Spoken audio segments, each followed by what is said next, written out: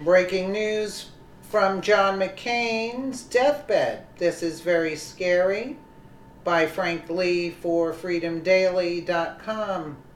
Breaking news out of the John McCain corner of the world stifles his supporters. His health is going in a downward direction, much like his support for the Republican Party appeared to descend ages ago. Doctors diagnosed John McCain with glioblastoma, which is a very aggressive form of cancer that targets the human brain and has less than a 5% chance of survival rate for people his age.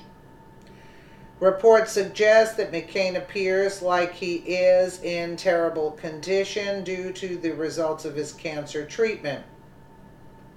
The latest report suggests McCain, 81, looks exceptionally frail, suffers from fatigue, and that's a common side effect of his cancer treatments.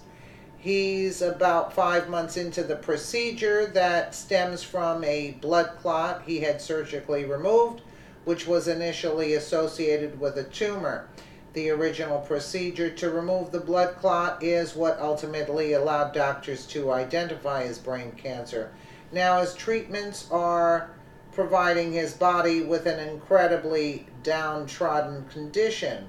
McCain's days are numbered, and he knows it. He's 81 years old and on his last leg of a long chapter in his career in politics.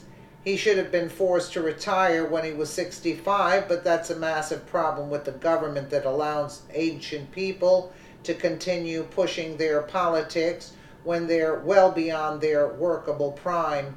The Hill reports Senator John McCain is receiving treatment at Walter Reed Medical Center in Washington, D.C. for side effects related to his cancer therapy, his office announced Wednesday. As ever, he remains grateful to his physicians for their excellent care and his friends and supporters for their encouragement and good wishes.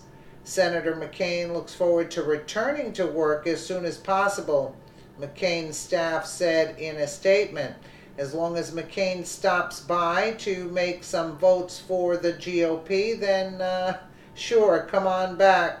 Otherwise, what's the point? He's 81 years old and diagnosed with cancer, so he should enjoy the rest of his life doing things that are more fun than mucking around with government.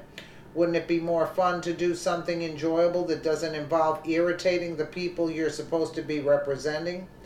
ABC News reports he's receiving treatment for the side effects of the therapy. I feel pretty good about the way the treatment is affecting his underlying cancer, but the treatment has a downside. So he's trying to get rested up, Graham said. Graham said he's been in touch with McCain's wife, Cindy McCain, and is expecting to set up a time to speak with his colleague by phone. He's had a heck of a Senate schedule, and I hope he'll take some time to regroup to do a little rehabilitation on his leg and come back, Graham said. Senator Jeff Flake, the junior senator from Arizona, told ABC News today that he was also texting with McCain's wife last night and that he expects his colleague to be back at work soon.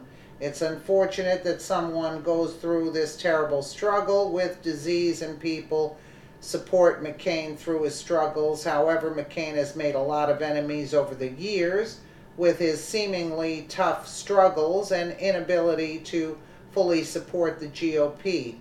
McCain has often been referred to as a Republican in name only, or better known as the Rhino.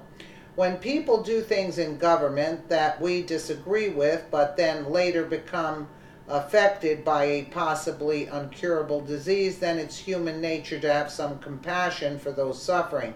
However, John McCain has made quite a few enemies over the last few years, and it's apparent that he will warrant many negatively charged comments from readers on social media, and that's entirely expected. If John McCain wants to leave behind a fantastic legacy, then he should step in and do something that benefits the GOP and all right-wing aligned Americans.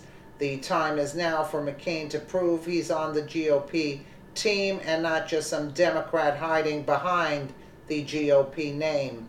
Is he really on our side, or is he destined to be one of those who claim to be but then turns their back upon us when the time comes for a vote? What will John McCain do next? How long will he survive?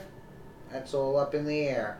Let me know what you guys think in the comments below. And again, thank you so much for watching.